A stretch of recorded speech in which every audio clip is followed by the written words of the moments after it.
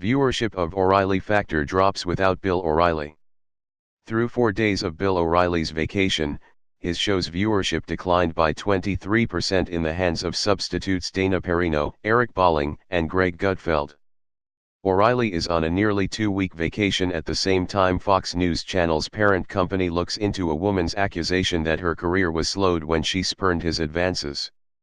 Dozens of his show's advertisers have fled following reports of harassment settlements paid to other women.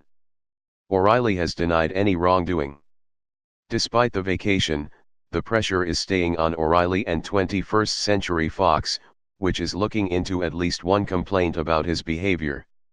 On Tuesday, attorney Lisa Bloom said she was representing a former clerical worker at Fox who complained that day to a hotline established at Fox about O'Reilly's behavior during her 6 months working there in 2008. The woman, who is African American, said O'Reilly referred to her as hot chocolate at one point when they were together alone, made grunting noises and leered at her cleavage and legs, Bloom said. The woman said she never had a direct conversation with O'Reilly. The woman, who is not contemplating any legal action, reported being very stressed and disillusioned about her job and believed she would be fired if she complained to anyone, Bloom said. Mark Kasowitz, O'Reilly's attorney, said that it was outrageous that an allegation from an anonymous person about something that purportedly happened almost a decade ago is being treated as fact, especially where there is obviously an orchestrated campaign by activists and lawyers to destroy Mr. O'Reilly and enrich themselves through publicity-driven donations. It wasn't immediately clear who he was referring to. Bloom, who represents another woman who has complained about O'Reilly's behavior, said she is not taking payment for the O'Reilly cases.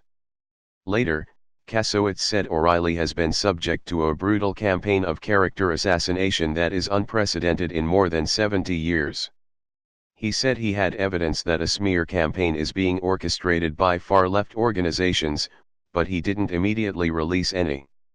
Nielsen Company figures show that so far, viewers aren't as interested in the O'Reilly Factor without O'Reilly. Perino has done the best, with her 3.15 million viewers on Monday down 16% from O'Reilly's performance a week earlier. Bolling also showed a 16% drop from O'Reilly a week earlier, and he reached 3.11 million viewers. The 2.32 million who watched Gutfeld on Friday was down 39% from the previous Friday and, alarmingly, was even lower than Tucker Carlson's audience at 9 p.m.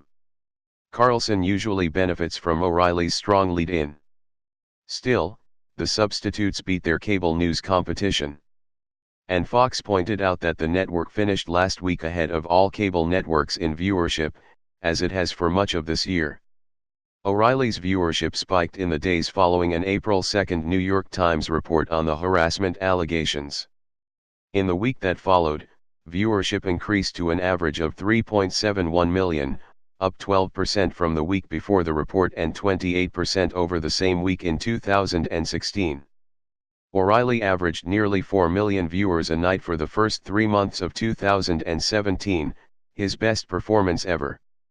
Viewership tends to drop with the arrival of daylight savings time.